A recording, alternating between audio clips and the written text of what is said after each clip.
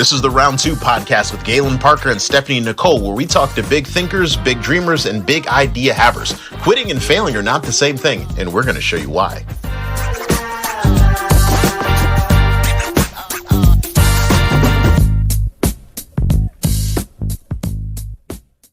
Ladies and gentlemen, we are back like we never left. My name is Galen Parker. I'm here with my co-star, Stephanie and Nicole. Hey, everybody. Say hello to the people. It's never changed. Don't ever change. I only want hey, everybody from you from here on out. That's what I love. I love that because it doesn't make sense for people or you or anyone to try to match my energy because my energy is crazy. So I like for you to like balance me out, just say, hey, everybody. Because there's people that are listening. They're like, that Galen, he's a lot. But I like Stephanie because she calms the storm. So Stephanie. It was good. How was yours? That was it? That's all? It was just good? Did you do anything fun? I refinished the cabinet, so my kitchen looks better. I designed my own nails. Okay. Yeah, so I saved money there, and my nails look way cooler than if, they had done it. And talk about entrepreneurship. Yes. She's doing her own nails. I think that was about it. That's very cool. Very cool. I did something different that I've never done before. I went all in on self-care. That is something that my therapist mentioned to me. She was like, you need to do some self-care, do some research. I usually just do walks around it. But I checked out a new business in Richmond, Virginia, and I'm going to mess up their name. So later when we kind of put the show out, I'm going to probably put it down in the comments. I think it was called RVA Float. It's here in Midlothian. It's it's in like the Sycamore Shopping Center. It was awesome. So basically, picture this. You're in a big giant room. I'm going to say tub. It's not a tub. I understand that because it's like probably like 9 feet by 4 feet. You're in 10 feet of water. They're going to add 1,000 pounds of salt into the water to change the buoyancy of the water. So when you get in, you're immediately floating. And it is spectacular. And what they do, which is kind of funny for like $10 more, which I don't know why anybody wouldn't do, they will regulate the air temperature to match the water temperature. And they match it because they want it to be body temperature. So if they do it correctly, and they did it pretty good when I was in there, after you're in there for a couple minutes, your body doesn't feel the difference between the air and the water. And it gives you a true weightlessness. And I was in my glory. You've got music on, you have like lights on, you can turn it all off. I turned off all the lights, I turned off all the music, and I'm just in darkness. In my brain, I felt like I was like spinning around like circular, but even though I know it wasn't moving at all, it felt like I was in space. I was like NASA Space Camp 2024. I definitely recommended. How much do you think that should have cost? Mike, how much do you think it should cost, Mike? Mike, how much we're going to introduce Mike Schroeder. How much do you think so? I can't answer because I've done it. Okay. I like that. $60 for an hour. I think that's worth it. Let me just tell you. I was bored out of my mind. Okay. Because you're in a cocoon type of thing, and so they close it. So you're like, if you're not a person that can like shut down in less than like 20 minutes or something like that, you're wasting your money. By 30 minutes, 35 minutes, you're done. I was like, I need to get it. I was like, I'm done. I loved it.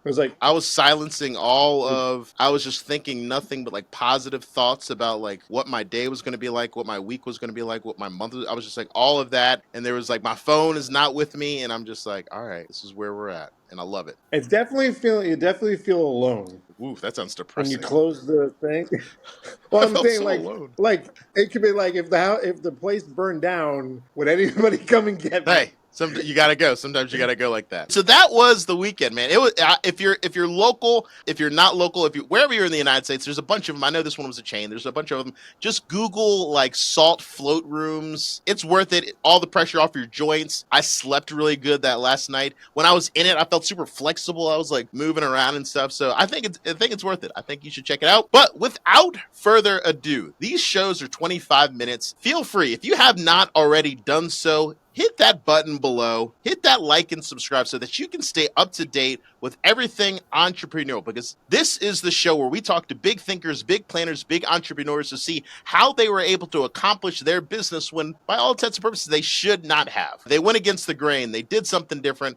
And so that is why you're watching us. And our guest today is ladies and gentlemen, Mike Resendes, the owner of Studio 77. A round of applause for Mike, everybody. Here you go. Clap, clap, clap, clap, clap. Yeah. Mike, thank you for coming on the show. Mike, he adjusted his schedule. It was kind of a last moment addition. Mike's like, listen, if you need an ace, I'm your guy. Yeah. Pull my card. I'm the draw four in Uno. I'm dropping some knowledge on you. I'm always available. So, Mike, we really do appreciate this. So, Mike, I'm going to run down what in my mind, and it could be wrong, but in my mind is your resume. So, first off, I wrote photographer. Is that fair to say? Are you a photographer? What do you consider yourself to be, No. Okay. if not a photographer? So, in a broad span, I'm more of a production like organizer, like or like creative production We're person. Okay. creative You know, producer. so that's why I did Studio 70. That's why I did Studio 77 Productions LLC instead of Studio 77 Photography. Because I knew I was going to do way more than just photography, and I didn't want to be labeled in that realm. And this is, I changed my name when I first started. It was RVA Photography and Videography, which actually still gets hits for some reason. Like people send me links and stuff like that, and it still comes up. Maybe about 3 years into it, I changed it to Studio 77 Productions LLC. Very good. Okay. And the reason I met Mike is the same way kind of That's how Stephanie probably met crazy. Mike. Yeah. As real estate agents, we need to have a pretty good relationship with our photographer because takes pictures of our listings, makes them look good. We need the edits rolled back.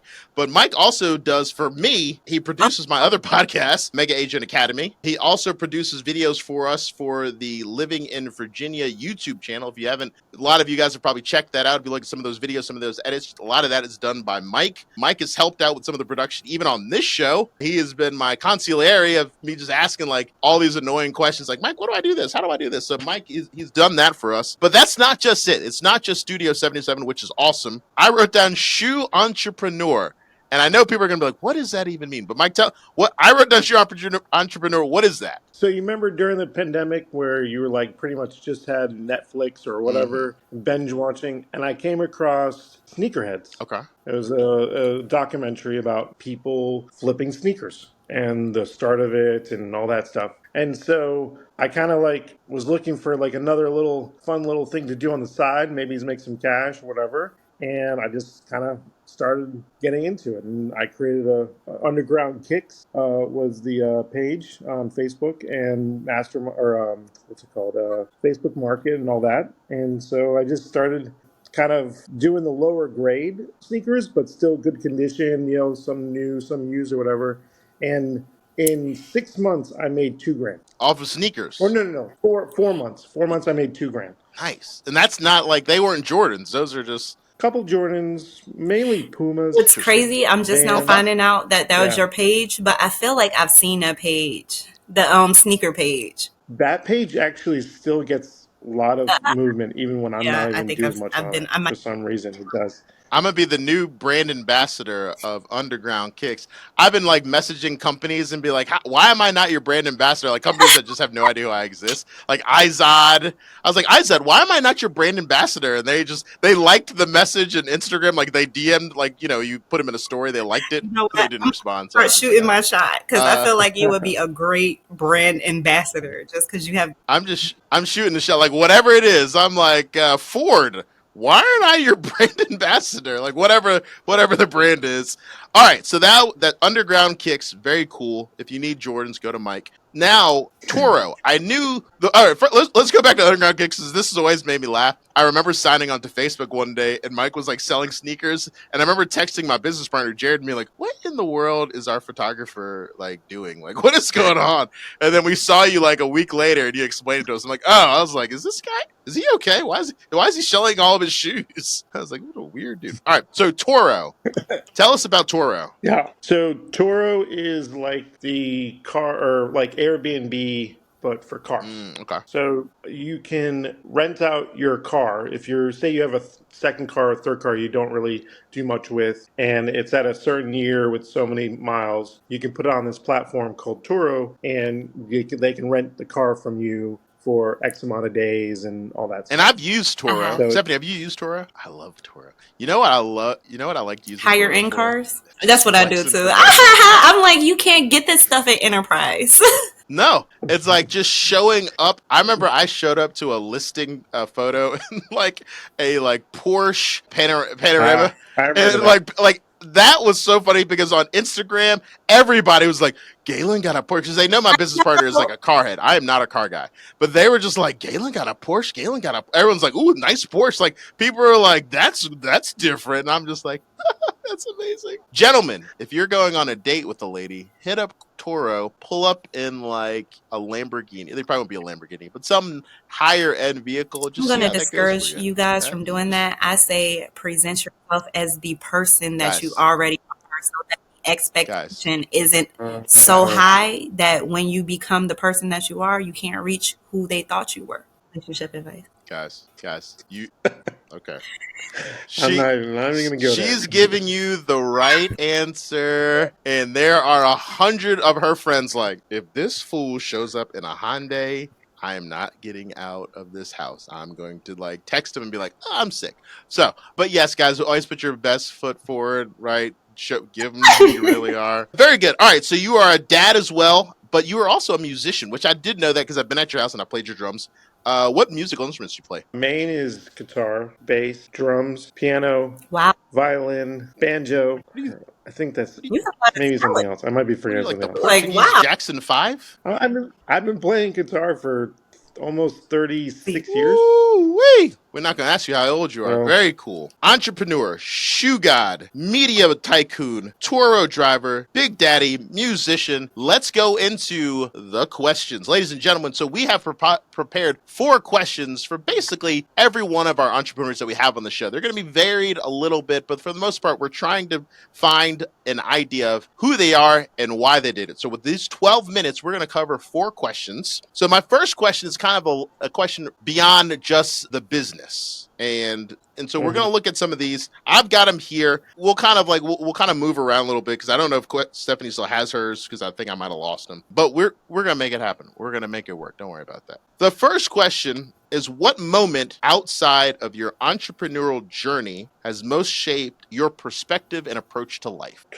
I mean, I would say in my teens, high school years, I had a hard time. Like everyone would, I just had a short type of like very quick to the judgment type of deal, or quick, very. So it took me in my 20s to dial it back and be able to focus and be able to push to get to the next level. And got put into a job. So I worked for the car dealership pretty much all through my early or teens through 30s, and then in between there, I took a job on regional sales, Okay. and so I had a territory from Texas to Wisconsin, and I was 23 years old, 24 years old. And this is before Google came out. This is when road maps and stuff like that. So it shaped me pretty quick on how to, be able to multitask and do what I do.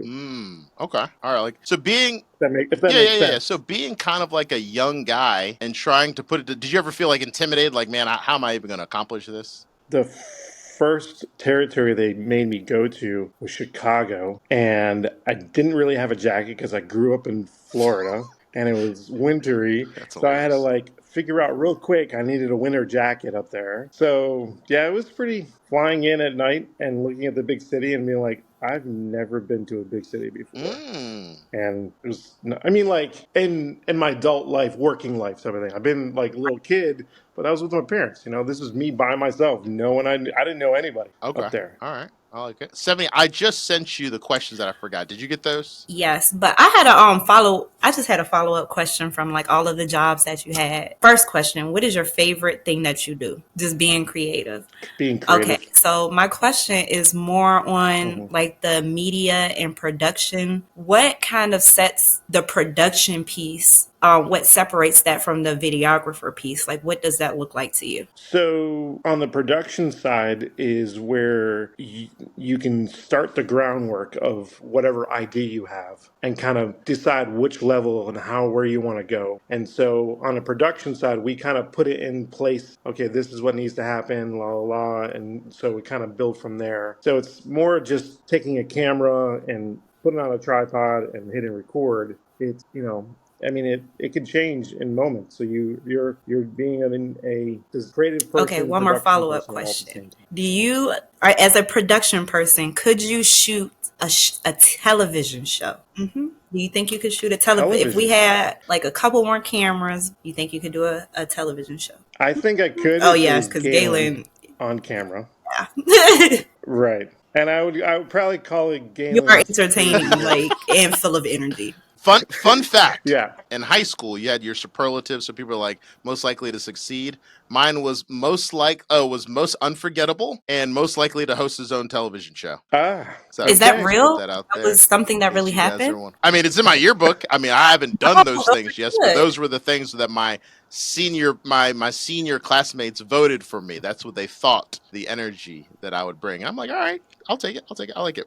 My question, and this is a follow up to the other question. We're gonna stay more religious to the time more than the questions because I Yes. like just asking the questions. When you are a creative and you're doing a lot of things, does it get frustrating when obviously some people are just like, hey, I just want you to take a picture, but you have a better idea and they just want like something else, or they've got an idea that you know is gonna be terrible. How do you like handle that? How do you articulate that to them? So we have a kind of a running joke that everyone becomes a producer after they see our cut. That's funny. So, there's a fine line on delivering a product to someone that is what they're wanting, and then also where Oh, we okay. have to I put our see. name on That it as makes sense. well. Okay, I like that. And so it's very hard to, kind of not be insulting, but at the same time, you're paying us for more than just holding a camera. You're paying us for being creative and knowing the trends and what's relevant and what's going to actually get the video the most views or whatever we're working on. So they kind of throw those logics out the window and they're worried about a Yeah. text being Mm-hmm. a certain font or something. Mm. So the details sometimes is a little muddy on their end when it comes to they're fixated to something where the average person's not going to That's see. what I was thinking. I feel like sometimes when I'm talking to guys who I'm coaching or guys who are my team, and I'm like, just make a video, and they're like, all right, today my goal is to make a video. Then the next day I'm like, all right, well, how did your goal go? And they're like, oh, I didn't make it yet. I'm like, well, what are you doing? They're like, oh, well, I wanted to make sure that the light was right and that this thing was right. And I'm just like, all of this analysis paralysis means you're studying so much that you're not doing anything. That's not helping you. I'm like, just get these videos out. And like that's why I tell people to like take like Stephanie's like her social media challenge, because this is like, just do it. Stop Right. pretending you're going to do it or saying you're going to do it or planning you're going to do it, and just do it.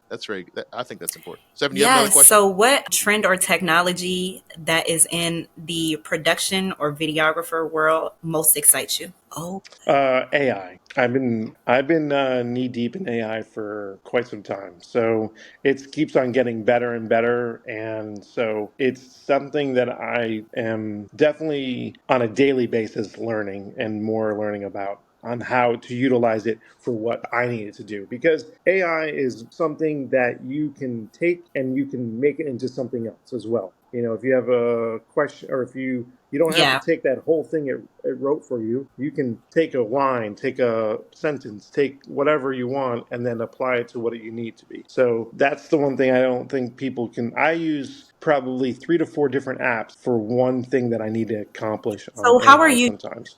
I'm Mm. sorry. How are I you love using AI. AI as it relates to videography and production? So if we need a last minute script, we can do that. We also use it for photo editing, something that comes really quickly. We use it for web design. So if we need a template that doesn't is not finding something that we like to use and modify, AI can do that.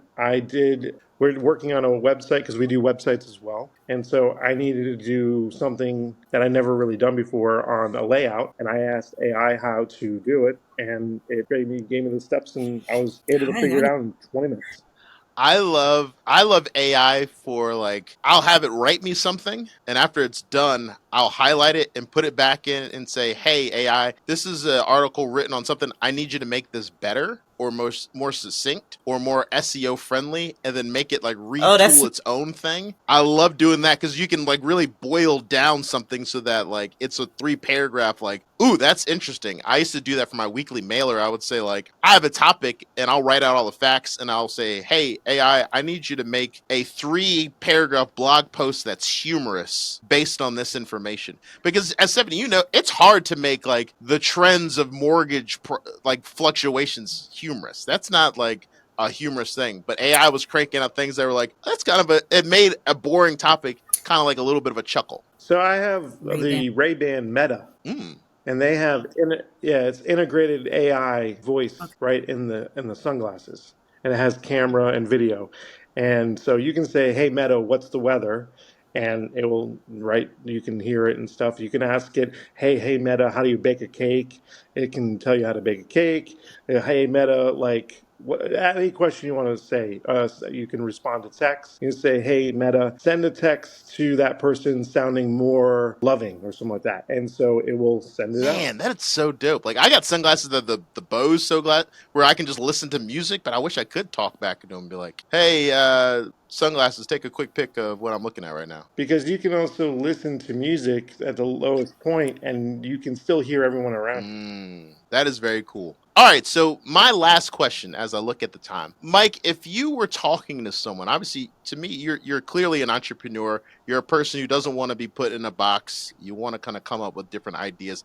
If you're talking to someone else who's like they've got an idea, what would you say to encourage the next generation of entrepreneurs? Don't forget, Ooh, don't that's be good. fearful Ooh, to that's fail. That's Don't so perfect. That's right in line with our show. Yeah, because I mean, if you're worried that you're going to fail at something, something like that, then you're never gonna be happy with yourself. You're never going to stop thinking about failing, and it'll keep you holding you back. Mm, I like that. That's a good gem. I hope people heard that. I argue with some people saying that everything that I've done up until this very moment at 6:55 has been a fail because they've all led me to this. Like, and I needed those fails to bring myself to whatever moment I am in that I'm accomplishing this task or whether this podcast or this listing or this, investing in this stock market tip or whatever. I like that. 70. What are my your takeaway takeaways? is that there is no such thing as failure. There are only lessons that will help you either get better or change something or highlight something that you needed to focus on. So, no such thing as failure. I love it. That's very good. Ladies and gentlemen, this has been a great 25. By the time you're finished with this episode, you should be at work because these episodes are designed to be short enough that from your commute, you should be able to listen to it, take a gem, hopefully apply it to your everyday life. Let's start with Mike. Mike, how do they reach you on social media? Best way is rvastudio77.com. Very good. Stephanie, how do they find Stephanie you on Nicole social media? RVA on all social media platforms. And I would like to announce that I am now the Galen Parker on all social media accounts. I learned that from Stephanie.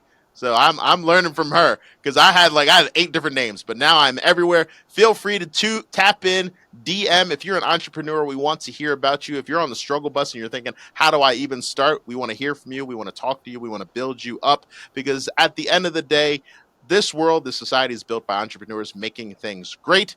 My name is Galen Parker. This is my co-host, Stephanie Nicole the Great. Thank you for Mike Resendes from Studio 77, Toro, Underground Kicks, Supercar, Super Musician Dad.